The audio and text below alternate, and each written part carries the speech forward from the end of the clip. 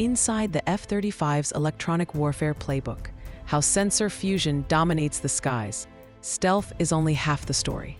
The F-35's real edge is how it senses, understands, and reshapes the battlespace before an opponent knows what changed. This is a clear, detail-rich walkthrough of the jet's electronic warfare playbook and how sensor fusion turns information into control of the sky. Start with the core idea. Most fighters stitch sensors together in the pilot's head. The F-35 fuses them in software first. Radar returns, infrared tracks, passive electronic detections, data link messages, and terrain all merge into a single, prioritized picture.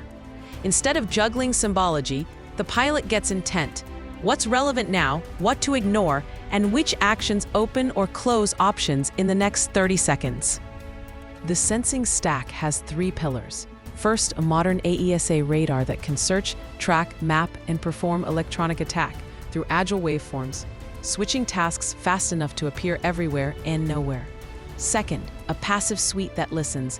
Wideband receivers sniff for enemy radars, data links, and missiles, geolocating emitters without radiating.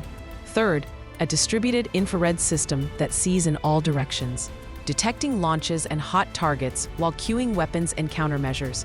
Add an electro-optical tracker in the nose for long-range identification, and you have overlapping senses designed to corroborate each other. Fusion is the play caller. The jet's computer's time-align hits from every sensor, compare them to mission data files, and assign confidence scores.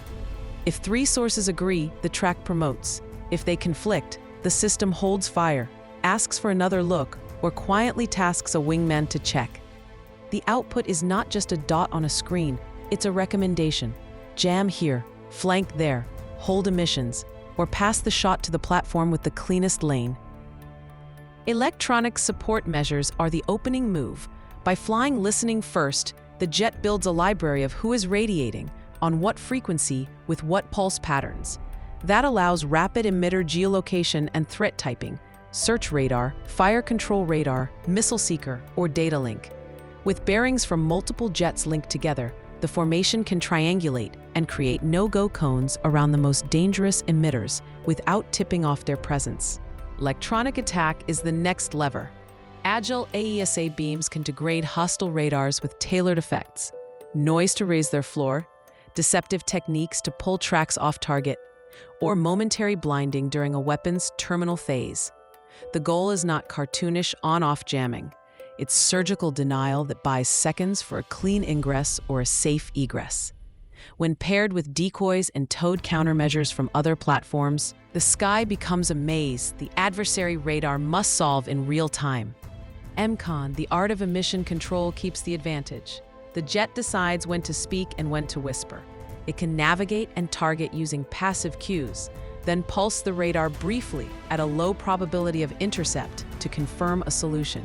Short, frequency-hopping bursts make it hard for enemy receivers to detect, classify, and cue weapons. If the threat picture is hot, the formation can go silent, relying on shared data from other aircraft, patrol planes, or ships to keep situational awareness high. Data links turn one jet's picture into a team sport. A stealthy, low-probability intercept link shares fuse tracks and intent between F-35s. Legacy links connect to other fighters, patrol aircraft, and surface ships. The effect is choreography. One aircraft may remain passive and close. Another stands off and supports with jamming.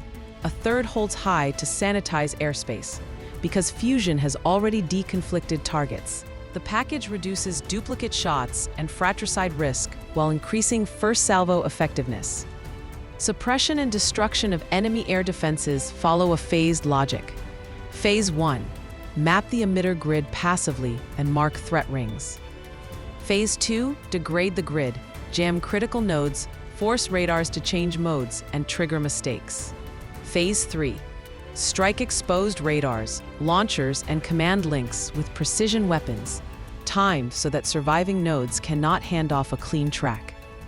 Throughout, the formation watches for pop-up threats, mobile systems or decoys, and updates targeting without flooding the pilot with raw data.